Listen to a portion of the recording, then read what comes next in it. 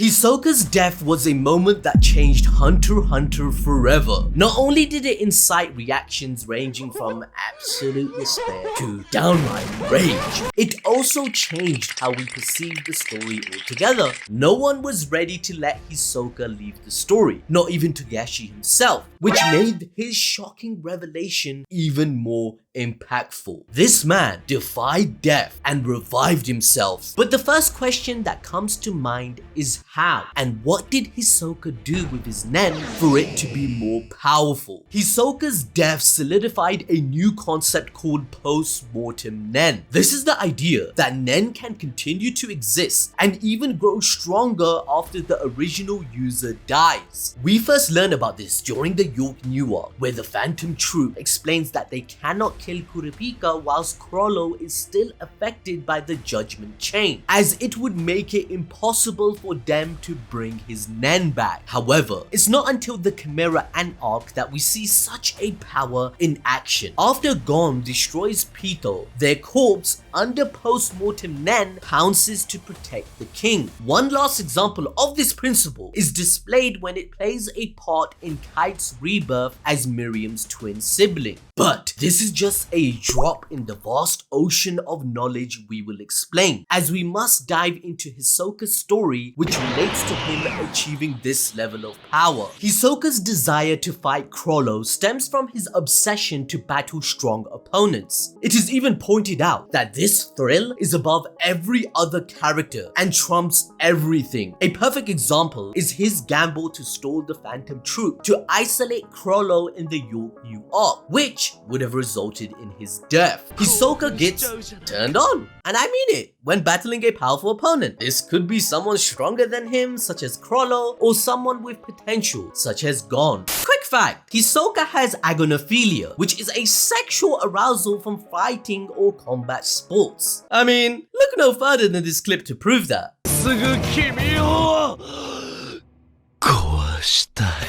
In chapter 351, Chrollo confessed that he had organized a strategy and collected Nen abilities before meeting Hisoka to assure his win, stating that Hisoka set a new record for the number of powers he ever needed to kill someone. Chrollo knew of Hisoka's dream and his constant pursuit of wanting to battle him. The pursuit began with him joining the Phantom Troupe under false pretenses, which occurred at some point after the Kurta clan massacre and around 2 years before the events in York New City. When Silver and Zeno engage Chrollo, he states that Silver was able to kill one of the troop members, which meant that there was a vacancy, and on top of that, Hisoka had defeated the previous 4th member. Therefore, at Chrollo's approval, he was allowed to join, as his reputation in the underworld preceded him and it benefited Chrollo. Hisoka's goal in joining the troop was to learn Chrollo's patterns and challenge him when he was alone. But Chrollo was never alone, so he decided to work with Kurapika to isolate him from the other spiders, even changing his fortune with textured surprise to ensure they didn't realize his betrayal. Unfortunately, that time didn't come to pass, as Kurapika sealed Chrollo's Nen abilities, which gave us this epic scene. Remember?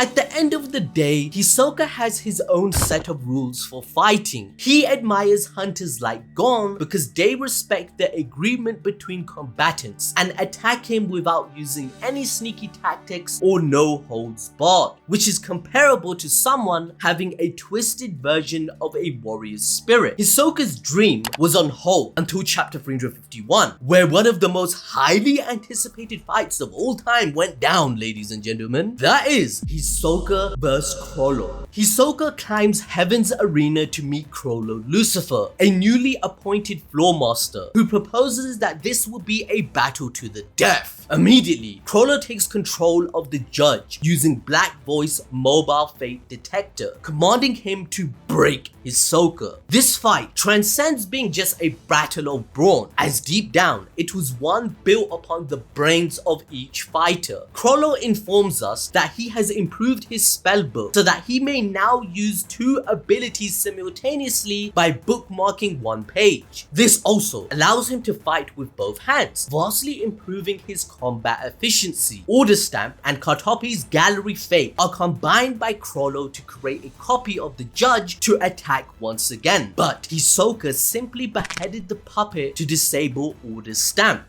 This is when Chrollo reveals the last ability he stole in preparation for this battle, Convert Hands, an ability that allows Chrollo to either take on another person's likeness or give another person his likeness, or swap bodies entirely depending on how he touches them. Now, you're probably thinking, wait, ABD, if Chrollo already told Hisoka all of his new abilities before their fight even properly started, how did he lose? Well, remember when I said this was a battle of the brain? That's exactly why. All the information Chrollo fed to Hisoka was true, but it was only half true. Up until this point, Chrollo can only use 2 abilities at most simultaneously, right? No. Chrollo's Sun and Moon ability is the key to how he managed to cheat the system altogether. The original owner of this Nen ability that Chrollo stole from is actually dead. Now usually, that would mean that he would no longer be able to use it for himself. But this is where Post Mortem Nen changes everything, as even after the original user's death, the ability has only gotten stronger. This was the true cause of Hisoka's death. Whilst it's true that the rules of Chrollo's Bandit's Law restricts him to 2 abilities at once, which is the page it's open to plus the bookmark page, he managed to cheat the system and use a 3rd. This is because Sun and Moon's markings will remain until detonation. Therefore, by using Gallery Fate to make puppets and labeling them with Sun and Moon, Chrollo is no longer required to have either of the pages open or bookmarked,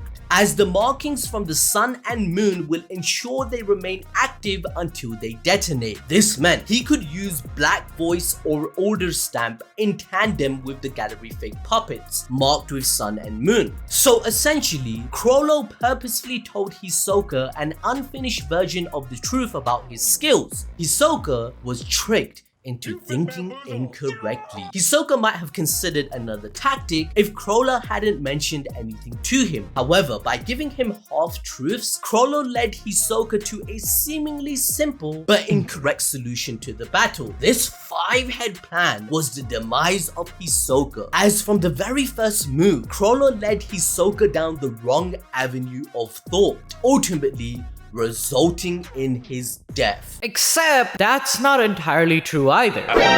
Yes, Hisoka did die right then and there against Chrollo, but with the power of Post Mortem Nen, he in fact came back stronger than ever. This is because in Hunter x Hunter, emotion and desire are the core essence of what gives meaning to the living part of living things. Therefore, Nen is the manifestation of one's life energy. It is a constant aura that flows through all life, whether they know it or not. The aura is affected by one's mental state as emotions and desires give it reason. In chapter 46, Wing demonstrated through just his Zetsu stance, imbued with the desire to kill Gon and Killua, he was able to make Killua jump across the room like a scared cat. As early as chapter 1, this is hammered into us when a mother fox bear attacks Gon to protect her cub, forcing Kite to kill her. Kite tells Gon that if the fox bear cub survives, it will have a lifelong grudge against humans now for its mother's murder. Therefore, its life force has been strengthened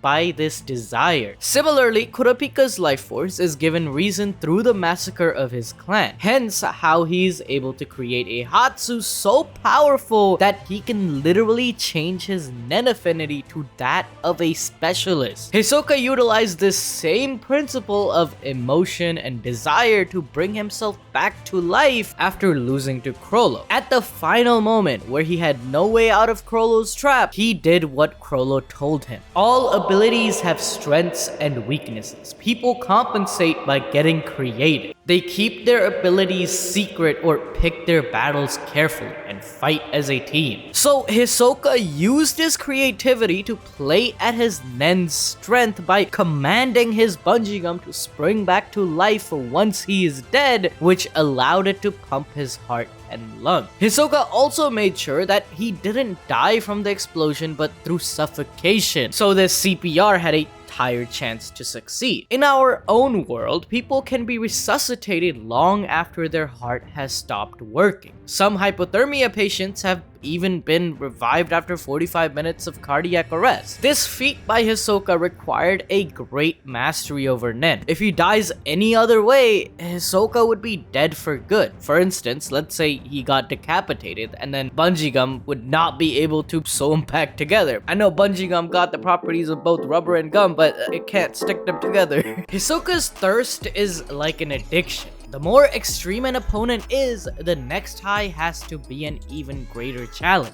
But the world only has a limited number of elite hunters who can go toe-to-toe with them. Just look at how he dismantled Goto the Butler in minutes. He even stated that star-rated hunters are too weak to give him a challenge, which led to Illumi claiming that even the Zodiacs would struggle against Hisoka. Hisoka went to great lengths to exercise Kurapika's Nen upon Chrollo because he is a limited commodity in Hisoka's eyes. This is the same reason he was infatuated by Gon's future potential, where he decided to use his Zetsu against Illumi just for the hope that Aluka can bring Gon back to normal. Hisoka wants to taste the depth of flavor the Chrollo fruit yields, as shown by his orgasmic thoughts almost busting a nut at how Chrollo was always one step ahead of him in chapter 352. Hisoka at that moment in the air, trapped between puppets and bombs, channeled all his lust for devouring Chrollo into his bungee gum, resurrecting himself moments later, meaning that Hisoka hasn't lost against Chrollo. The battle is still continuing. In chapter 351, before the fight begins, it is established by both Chrollo and Hisoka that this is a battle to the death. There can't be a victor until one of them has died. As I mentioned earlier, Chrollo established that you can use any means necessary to compensate for your strengths and weaknesses. He borrowed abilities from his friends. He used the judge of the arena and the audience themselves to his advantage. So Hisoka utilizing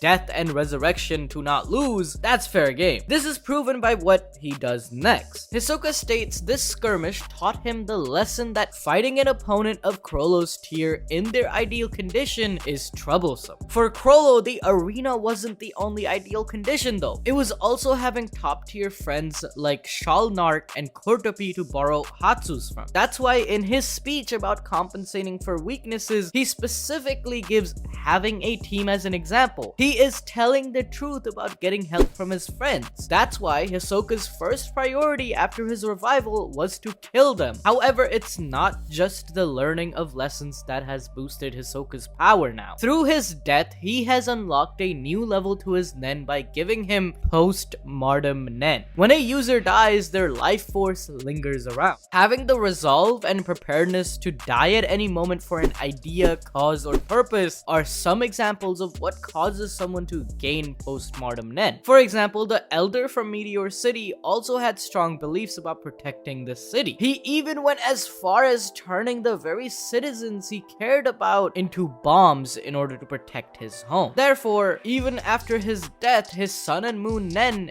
didn't disappear. The Nen after death is also amplified immensely, as it comes with a cost, and what's the biggest cost to pay for a living being other than death? The final stop to all desires. Therefore, Hisoka now is completely busted. He can replicate body parts with bungee gum, and Texture Surprise mimics his skin better than before. Although his proficiency is in transmutation, with his Post Mortem Nen, he can use the affinities of both enhancement and conjuration to the highest level. In a short amount of time, Hisoka has demonstrated numerous uses for his Hatsu. Not long ago, he needed Machi to rejoin his arm after the battle with Castro. But after his resurrection, he said, "No, get the fuck out of my sight" to Machi, and he produced working limbs out of thin air. In comparison, we can see a clear upgrade in his application of Nen. In the past, Hisoka altered the text on the future forecasts and imitated skin tone using Texture Surprise, but now he can flawlessly reproduce his face and body part. These applications are more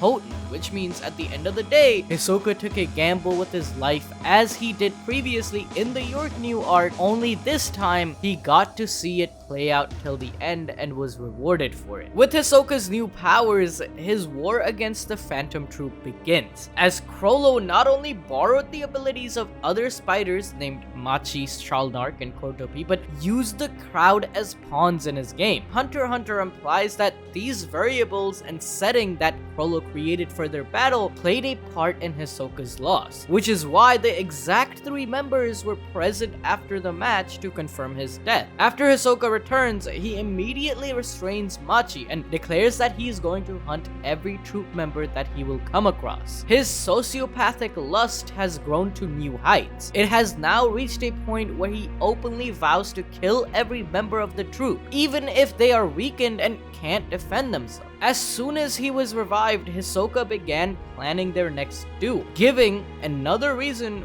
why his Post Mortem Nen is so powerful, as his desire was already thinking of the next battle. He kills the exact 2 out of 3 members from whom Chrollo borrowed abilities, sending a direct message to him that the battle has only just begun. He now understands that defeating Chrollo means destroying every limb of the spider. Only then are the conditions for a sure victory are met. That being said, there is one anomaly amongst all this: Machi. Ever since Heaven's Arena, Hisoka has become particularly interested in her, if you catch my drift. One thing to note about Machi is that Togashi interfered with the character's natural choice in the story when Hisoka came back to life for the first and only time. He said that Hisoka wanted to kill Machi right there, but Togashi saw her as having future potential relating to Hisoka, so instead, he spared her so that she could warn the other troupe members and Chrollo of his future intentions, essentially riling them up due to the troupe's care for each other, bringing their battle full circle within the Kakin expedition, as they have once again